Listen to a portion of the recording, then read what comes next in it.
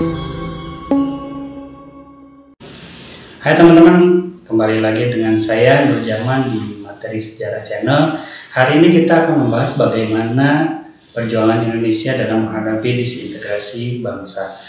Nah, saya ingin mengutip salah satu kata-kata dari Soekarno, perjuanganku lebih mudah karena mengusir penjajah, tetapi perjuanganmu akan sulit, akan lebih sulit karena kamu melawan bangsa sendiri. Nah, kemerdekaan yang telah kita raih dalam perjalanannya memang tidaklah mudah. Ancaman terus datang dari mana-mana, dari berbagai lini, termasuk dari bangsa sendiri. Hari ini kita akan bahas bagaimana ancaman disintegrasi itu muncul.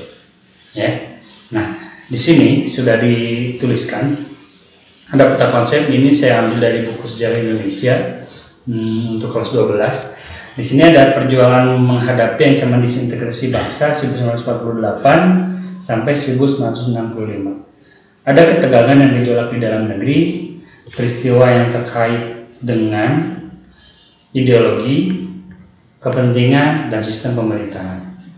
Dan semuanya kita akan mengambil hikmah ya, dan ingatan kembali akan keteladanan tokoh-tokoh yang berperan dalam mempertahankan keutuhan bangsa tersebut, seperti itu. Nah, seperti apa? Tentu tidaklah mudah ya.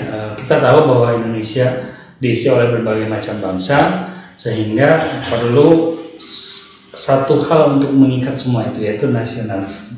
Bagaimana ikatan nasionalisme itu bisa muncul di tengah-tengah kita akan lihat. Namun hari ini kita akan membahas bagaimana apa saja konflik-konflik atau pergolakan-pergolakan yang muncul balik di bidang ideologi, kepentingan, sistem pemerintahan. Nah, selanjutnya ya, di bidang ideologi, pergolakan akibat perbedaan ideologi itu ada 3. Yang pertama adalah pemberontakan PKI Madiun 1948, yang kedua adalah pemberontakan DITI, dan pemberontakan G30 SPKI. Nah, kita tahu semua pemberontakan tadi itu berdasarkan dari ideologi, ya. Di sini ada yang berideologi karena komunis, ada juga ideologi karena ideologi agama. PKI itu pasti ideologinya adalah ideologi komunis, sedangkan DITI adalah dasarnya ideologi agama. Nah, menurut Herbert Feith, di sini dituliskan, seorang akademisi berasal dari Australia, setidaknya setelah 1955, Indonesia terbagi dalam 5 kekuatan utama. Yang pertama nasionalisme radikal, yang di dalamnya ada PNI. Yang kedua adalah agama Islam ya, di dalamnya ada NU dan Masyumi. Lalu yang kedua ada komunisme ya, yang di dalamnya ada PKI. Dan ada sosialisme demokrat, ada di dalamnya PSI. Dan juga ada tradisionalis Jawa. Nah, 5 kekuatan tadi saling memunculkan ideologinya masing-masing. Seperti itu, sehingga terjadi konflik di sana. Detailnya nanti kita akan bahas. Lalu yang kedua yaitu pergolakan akibat kepentingan. Ya, pergolakan akibat kepentingan ini muncul karena sebagian kelompok itu tidak setuju dengan adanya perubahan. Di sini ditekankan adalah bagaimana yang terjadi pada posisi KNIL. KNIL itu apa? Yaitu tentara bentukan Belanda. Dia tidak mau ketika Indonesia merdeka dia digantikan oleh tentara yang lain, sehingga di sana terjadi konflik kepentingan. Di dalam konflik kepentingan ini ada 3 peristiwa, ada pemberontakan APRA, ada pemberontakan Andi Aziz, dan pemberontakan RMS atau Republik Maluku Selatan. APRA itu Angkatan Perang Ratu Adil. Nah, kesemua itu terjadi karena apa? Yaitu karena konflik kepentingan. Yang selanjutnya itu pergolakan yang terjadi akibat sistem pemerintahan. Dalam kategori ini ada 3 peristiwa juga, yaitu pemberontakan PRRI, yang kedua adalah pemberontakan Permesta, yang ketiga adalah persoalan negara federal atau BFO. Nah, soal sistem federal ini muncul ketika adanya perjanjian Linggarjati. Perjanjian Linggarjati menyatakan bahwa Indonesia akan membentuk RIS, di mana RI ada di dalam RIS.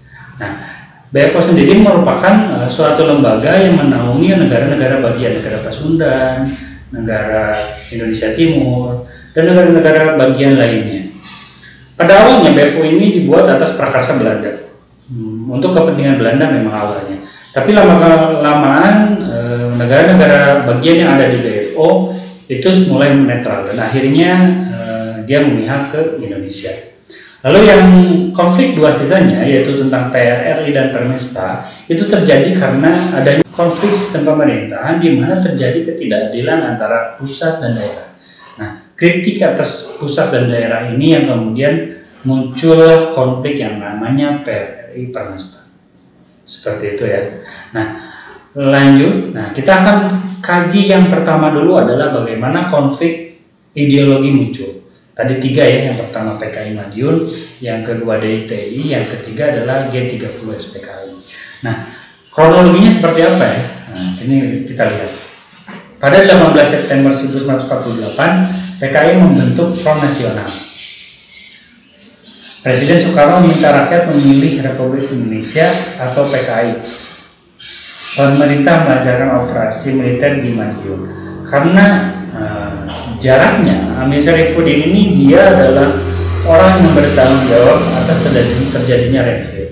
Dia diberhentikan dari Perdana Menteri, kemudian dia bergabung dengan Amir Syarifuddin, kemudian akhirnya memberontak dengan pemberontakan PKI Madiun.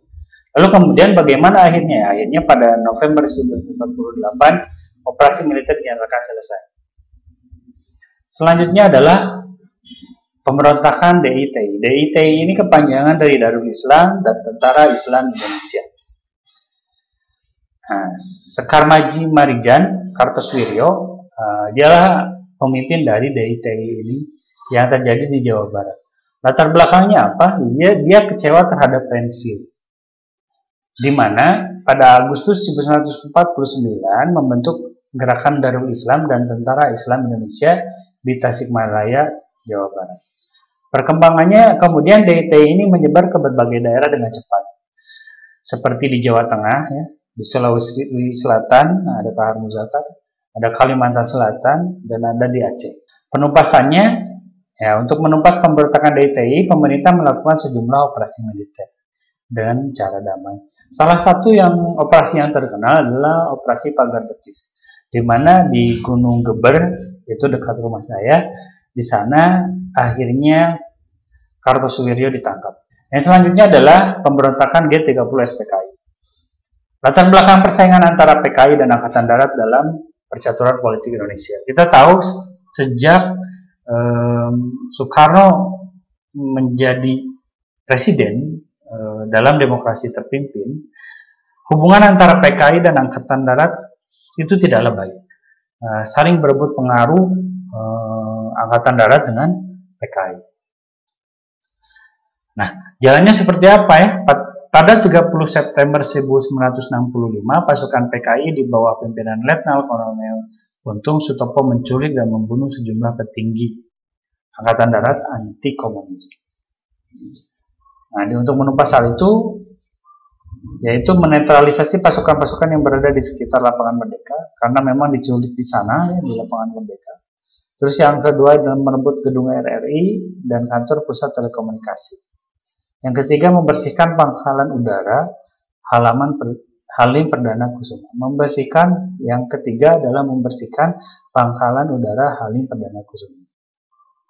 Nah, dokumen pentingnya adalah Super Semar, Surat Perintah 11 Maret. Untuk menumpas G30 PKI ini kemudian dibuatlah yang namanya dokumen Surat Perintah 11 Maret yang disinyalir sampai sekarang belum ketemu dokumen aslinya yang mana. Nanti kalian akan belajar di sejarah yang paling penting dalam sumber sejarah adalah sumber pertama atau sumber primer. Nah, di dokumen ini sumber primernya sampai sekarang tidak ada. Yang ada adalah salinannya saja berupa fotokopi, ya, seperti itu. Nah, ini adalah korban-korban dari G30 SPKI. Yang pertama Letnan Ahmad Yani, Maijen Suprapto, Maijen Haryono, Brigjen Sutoyo, Brigjen DI Panjaitan, Maijen S. Parman, dan Letu Tende. Nah, itu adalah konflik-konflik yang terjadi akibat adanya benturan konflik ideologi. Nah, kalian harus belajar bahwa memang ideologi kita, ideologi negara Indonesia ini sudahlah final, yaitu Pancasila. Sehingga orang-orang yang ingin mengganti ideologi itu sudahlah pasti akan berhadapan dengan negara. Ya, seperti itu. Nah, itu saja yang bisa saya sampaikan. Lebih kurangnya kalian bisa mencari lagi bagaimana pergolakan-pergolakan yang terjadi di bidang ideologi. Saya tutup. Wassalamualaikum warahmatullahi wabarakatuh.